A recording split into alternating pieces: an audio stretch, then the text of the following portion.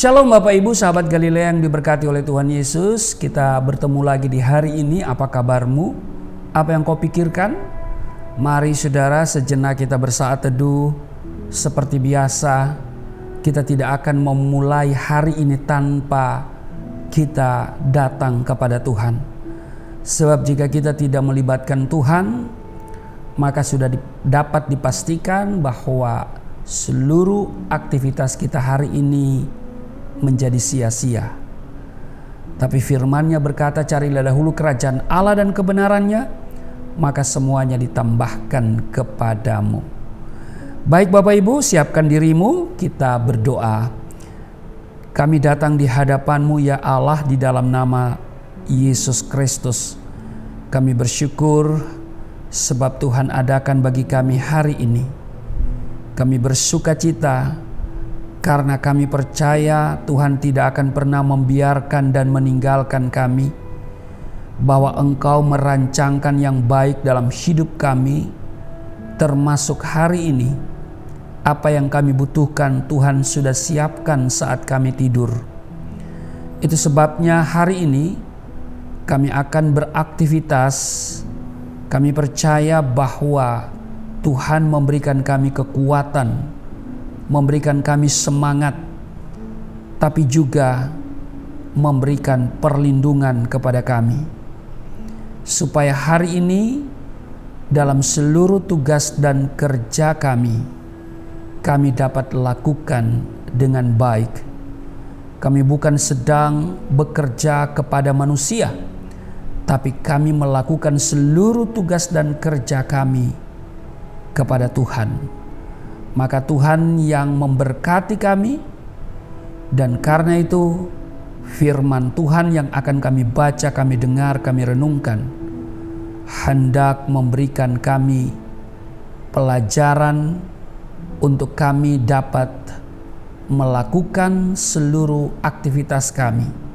Sebab firman-Mu itu menjadi kekuatan kami, menjadi pelita bagi jalan kami, dan karena itu urapi kami, buka hati pikiran kami, urapi juga hamba-Mu yang tidak ada apa-apanya. Setiap kata kalimat yang keluar dari mulut hamba-Mu adalah kata kalimat penuh kuasa, penuh urapan. Setiap sahabat Galilea yang mendengar, mereka diberkati, mereka berakar, mereka bertumbuh dan berbuah di dalam Engkau ya Yesus Kristus. Terima kasih. Kami diamkan seluruh suara hati kami, kecuali suara Tuhan kami mau dengar. Di dalam nama Tuhan Yesus kami siap diberkati. Haleluya. Amin.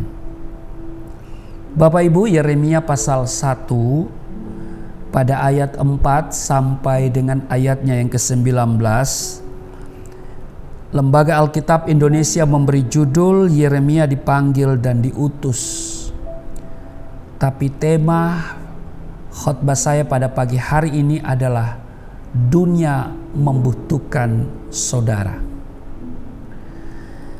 Kita lihat di ayat 4, firman Tuhan datang kepadaku bunyinya, sebelum aku membentuk engkau dalam rahim ibumu, aku telah mengenal engkau, dan sebelum engkau keluar dari kandungan, aku telah menguduskan engkau. Aku telah menetapkan engkau menjadi nabi bagi bangsa-bangsa. Maka aku menjawab, Tuhan Allah, sesungguhnya aku tidak pandai berbicara, sebab aku ini masih muda. Tetapi Tuhan berfirman kepadaku, janganlah katakan aku ini masih muda, tetapi kepada siapapun engkau kuutus, haruslah engkau pergi, dan apapun yang kuperintahkan kepadamu, haruslah kau sampaikan. Janganlah takut kepada mereka, sebab aku menyertai engkau untuk melepaskan engkau. Demikianlah firman Tuhan. Lalu Tuhan mengulurkan tangannya dan menjamah mulutku. Tuhan berfirman kepadaku, sesungguhnya aku menaruh perkataan-perkataanku ke dalam mulutmu. Ketahuilah, pada hari ini aku mengangkat engkau atas bangsa-bangsa dan atas kerajaan-kerajaan untuk mencabut dan merobohkan, untuk membinasakan dan meruntuhkan, untuk membangun dan menanam. Firman Tuhan datang kepadaku bunyinya, "Apakah yang kau lihat, hai Yeremia?" Jawabku, "Aku melihat sebatang dahan pohon badam." Lalu firman Tuhan kepadaku, "Baik penglihatanmu, sebab aku siap sedia untuk melaksanakan firmanku." Firman Tuhan datang kepadaku untuk kedua kalinya, bunyinya, "Apakah yang kau lihat?" Jawabku, "Aku melihat sebuah periuk yang mendidih datangnya dari sebelah utara." Lalu firman Tuhan kepadaku, "Dari utara akan mengamuk malapetaka menimpa segala penduduk negeri ini. Sebab sesungguhnya aku memanggil segala kaum kerajaan sebelah utara, demikianlah firman Tuhan, dan mereka akan datang dan mendirikan tahtanya masing-masing di mulut pintu-pintu gerbang Yerusalem, dekat segala tembok di sekelilingnya, dan dekat segala kota Yehuda. Maka aku akan menjatuhkan hukumanku atas mereka karena segala kejahatan mereka, sebab mereka telah meninggalkan aku dengan membakar korban kepada Allah lain dan sujud menyembah kepada buatan tangannya sendiri. Ayat 17, "Tetapi engkau ini, baiklah engkau bersiap, bangkitlah dan sampaikanlah kepada mereka segala yang kuperintahkan kepadamu. Janganlah gentar terhadap mereka, supaya jangan aku menggentarkan engkau di depan mereka. Mengenai aku, sesungguhnya pada hari ini aku membuat engkau menjadi kota yang berkubu, menjadi tiang besi dan menjadi tembok tembaga melawan seluruh negeri ini, menentang raja-raja Yehuda dan pemuka-pemukanya, menentang para imamnya dan rakyat negeri ini." Ayat 19, "Mereka akan memerangi engkau, tetapi tidak akan mengalahkan engkau, sebab aku menyertai engkau untuk melepaskan engkau. Demikianlah firman Tuhan." Bapak Ibu, di ayat 9 bagian B dan 10 bagian A ini menarik. "Sesungguhnya aku menaruh perkataan-perkataanku ke dalam mulutmu." Ayat 10 bagian A, "Ketahuilah pada hari ini aku mengangkat engkau atas bangsa-bangsa." Di dalam diri setiap orang percaya, saya percaya ada panggilan Tuhan untuk sebuah rencana yang besar. Sudah percaya hal itu? Cara Tuhan memanggil tiap-tiap orang itu berbeda-beda. Demikian pula dengan Yeremia, seorang muda yang dipanggil Tuhan untuk menjadi nabi bagi bangsa-bangsa. Pada awalnya Yeremia merasa ragu dan takut dengan kemampuan yang dimiliki karena merasa diri masih muda, belum cukup pengalaman, ya kan? Kalau masih muda berarti masih belum apa-apa. Saudara, hari ini banyak yang protes cawapres dari Prabowo di bawah umur 40. Mereka bilang ya masih belum punya banyak pengalaman karena menjadi wali kota saja baru 2 tahun. Jadi mereka bilang masih anak-anak. Nah, seperti Yeremia, Bapak Ibu, ya kan? Yeremia itu masih muda, dan perhatikan pada awalnya dia masih takut, begitu ya, bahkan penuh dengan keraguan. Ya, dia merasa kemampuannya belum apa-apa, apalagi menghadapi bangsa-bangsa di sekitarnya. Ini menjadi nabi loh, menjadi nabi bagi bangsa-bangsa, bukan hanya satu bangsa, tetapi bangsa-bangsa, ya kan? Tapi firman Tuhan kembali meneguhkan dia. Di ayat 5, sebelum aku membentuk engkau dalam rahim ibumu, aku telah mengenal engkau. Dan sebelum engkau keluar dari kandungan, aku telah menguduskan engkau. Aku telah menetapkan engkau menjadi nabi bagi bangsa-bangsa. Di ayat 7, tetapi Tuhan berfirman kepadaku, janganlah katakan aku ini masih muda. Tetapi kepada siapapun engkau kuutus, haruslah engkau pergi. Dan apapun yang kuperintahkan kepadamu, haruslah kau sampaikan. Di ayat 8, janganlah takut kepada mereka, sebab aku menyertai engkau. Bapak Ibu, sahabat Galilea yang diberkati oleh Tuhan Yesus, dengan panggilan Tuhan, seseorang akan menerima kekuatan untuk mengembangkan potensi diri di bawah pimpinan Roh Kudus. Katakan amin. Itu adalah satu titik tolak seseorang untuk dipisahkan dari segala kecemaran dunia. Di 2 Timotius pasal 2 ayat 21 menuliskan begini, jika seorang menyucikan dirinya dari hal-hal yang jahat, ia akan menjadi perabot rumah untuk maksud yang mulia.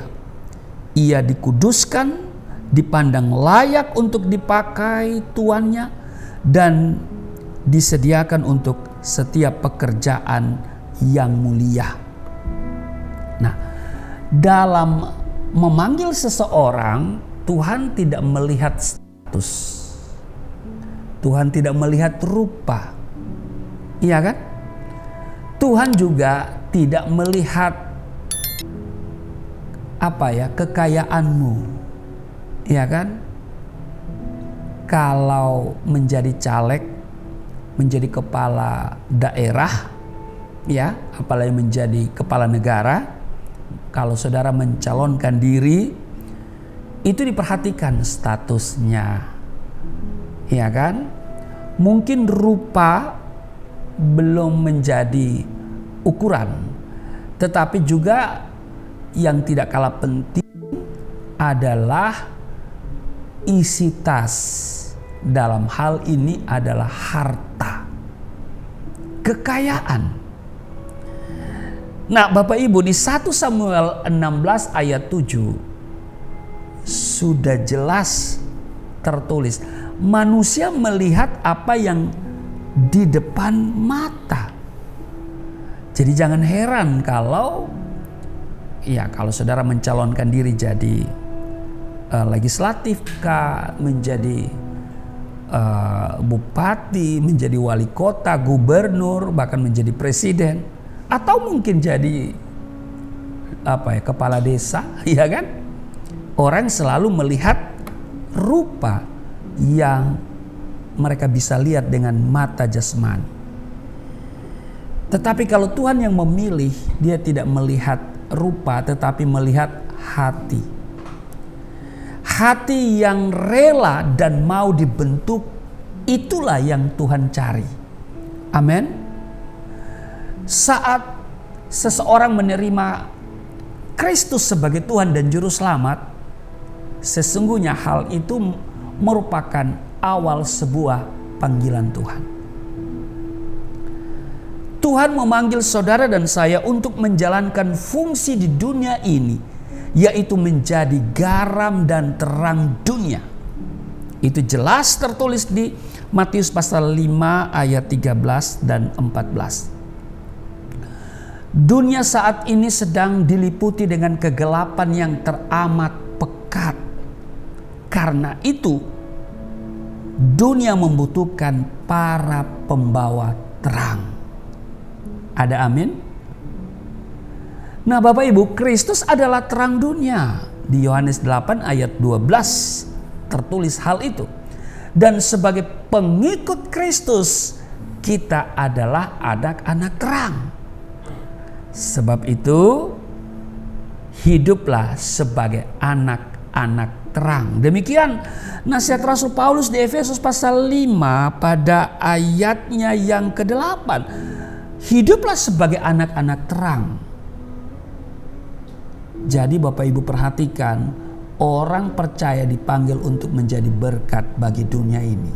Artinya dunia membutuhkan saudara dan saya sebagai pembawa terang, pembawa damai, amin, menjadi garam dan menjadi berkat, amin. Tuhan tidak melihat rupamu, Tuhan tidak memandang hartamu, Tuhan juga tidak memandang kemampuanmu, baik itu kemampuan intelektual ataupun juga kemampuan-kemampuan yang lain. Tetapi Tuhan memandang hatimu.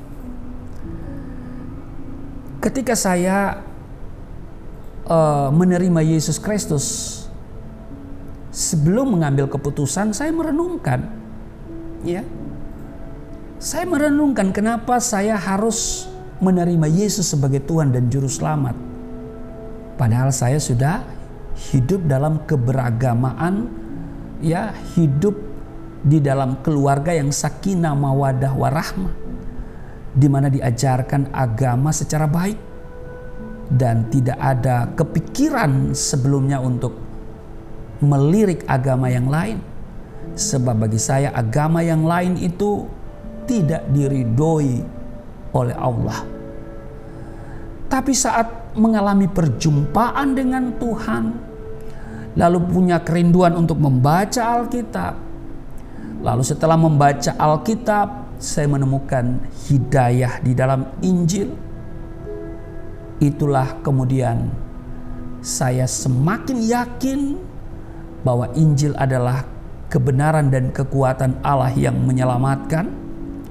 Saya mendapatkan hidayah, petunjuk tentang keselamatan yang dibutuhkan oleh semua orang. Lalu saya ambil keputusan, ya, dengan mantap saya menerima Yesus sebagai Tuhan dan Juru Selamat. Dan saudara, saya juga bertanya-tanya dalam hati saya, mengapa Tuhan memilih saya? Tapi Yeremia pasal 1 ayat 4 sampai ayatnya yang ke-19 ini menjadi kekuatan bagi saya untuk terus melangkah sekalipun orang tua membuang, orang tua bahkan menjadi provokator, apalagi masyarakat, ya. Saya hanya memandang kepada Tuhan. Walaupun gereja juga tidak menerima, ya, ketika saya berada di Manado, nanti saudara lihat ada kesaksian saya, ya, bagaimana ketika di Manado saya terkatung-katung hidup.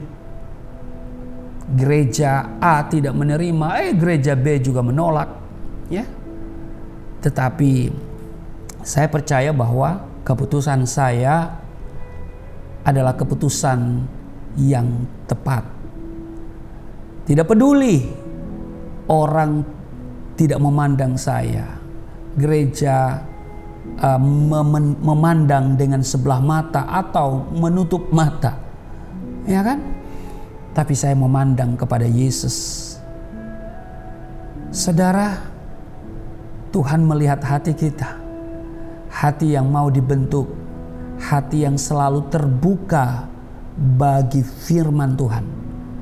Karena itu ketika engkau mendengar firman Tuhan dan itu berbicara tentang karaktermu, menegur hidupmu, jangan keraskan hatimu.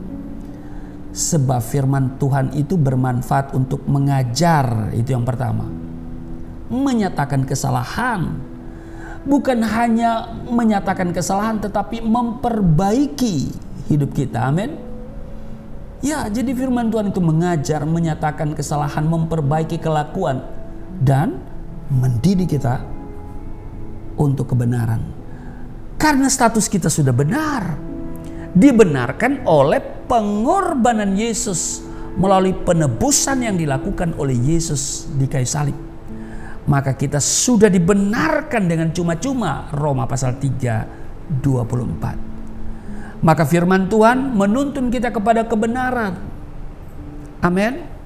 Maka hati kita yang terbuka untuk diajari firman Tuhan, ya kan? Ditegur oleh firman Tuhan, untuk diperbaiki kelakuan kita, dan kita dididik untuk hidup sesuai dengan status kita sebagai orang-orang benar. Karena masih banyak orang hidup dengan status palsu. Tuhan sudah benarkan dia dengan cuma-cuma, tapi perbuatannya masih belum benar.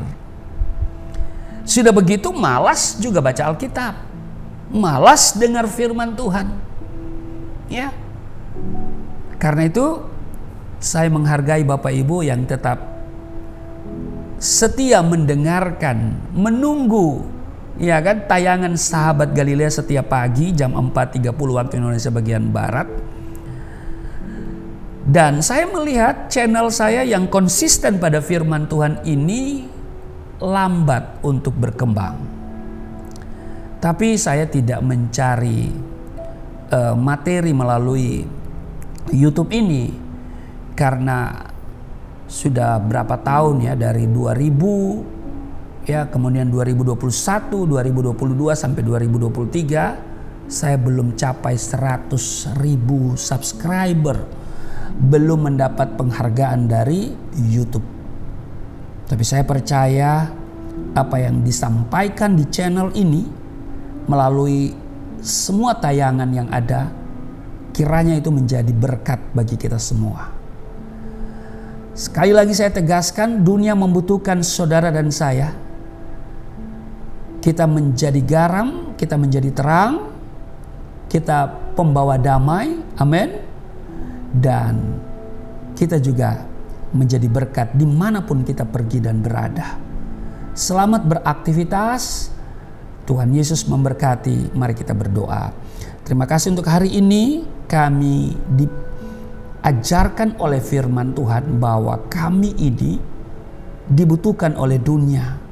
Dan karena itu kami pastikan bahwa kami dipanggil oleh Tuhan untuk melakukan hal-hal yang berkenan kepada Tuhan, untuk menjadi garam, untuk menjadi berkat, membawa terang bagi dunia yang sedang menuju kepada kebinasaan, dunia yang gelap ini. Terpujilah Engkau, berkati seluruh sahabat Galilea dalam seluruh tugas dan kerja mereka hari ini. Ada campur tangan Tuhan, ada berkat yang Tuhan sediakan, perlindungan Tuhan sempurna, sehingga kami dapat melaksanakan seluruh kegiatan di sepanjang hari ini. Dan tentunya berkat Tuhan mewarnai hidup kami. Di dalam nama Tuhan Yesus, haleluya, amin.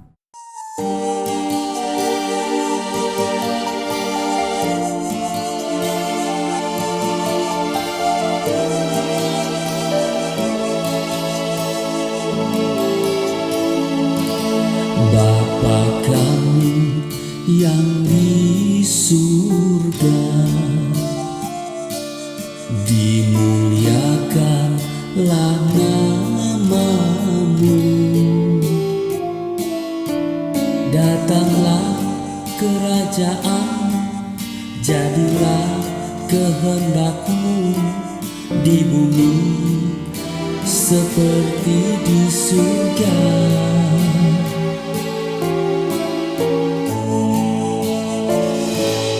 Berikanlah kepada